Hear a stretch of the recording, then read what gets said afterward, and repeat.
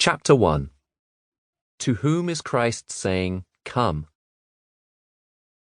Some of the most familiar words ever spoken by the Lord Jesus Christ are these: Come to me, all you who labor and are heavy laden, and I will give you rest.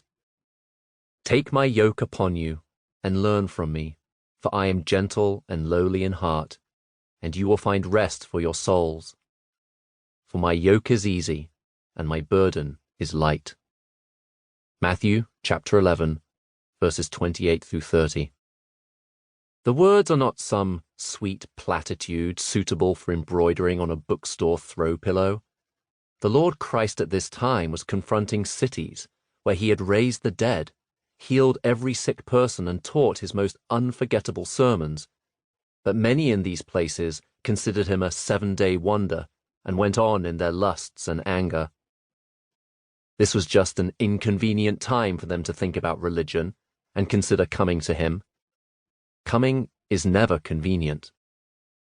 So these familiar words were spoken in this context of cities, nations, and people who were weary of themselves, experiencing an unrest of their own making. But the Son of God was at peace. He knew that men were not in control of the future. God was in charge. He was no spectator, wringing his hands helplessly as he saw all that was going on. He was hiding truth from the sophisticates of this world while revealing true wisdom to people who seemed mere babes. This is the context into which the Lord Jesus Christ spoke these great words. What he said to all was this: Come, you must come to me and find real rest. Jesus' warnings, commands, and invitations are totally sincere to all who hear them. He is not tantalizing.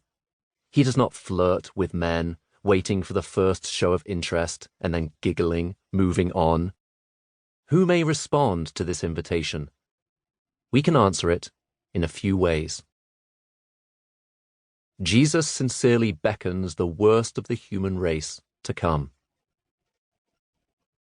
Jesus asks the chief criminals and the most guilty sophisticates, in short, the very last men and women you'd expect, to come to him.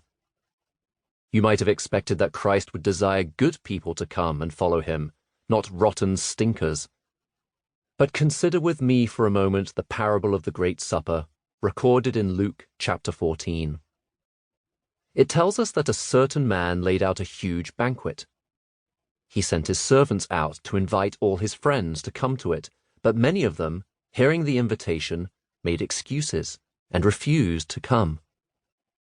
When the man heard of their response, he was angry and sent his servants out again and told them to immediately hurry into the streets and bring in here the poor and the maimed and the lame and the blind.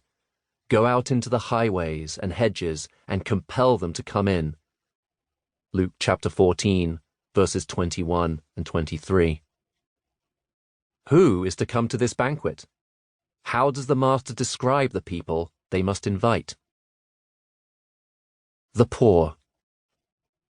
You may be poor in circumstances, but that is no barrier to prevent your coming. You shiver in rags and are destitute of bread to eat.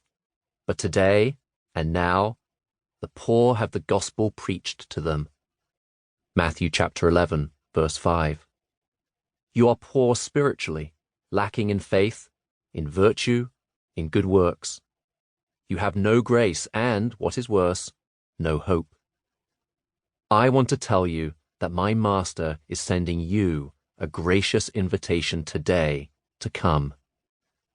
Though you may have nothing but threadbare clothes on your back, and though your own righteousness is as filthy rags, it's you whom I invite first of all to come to Christ.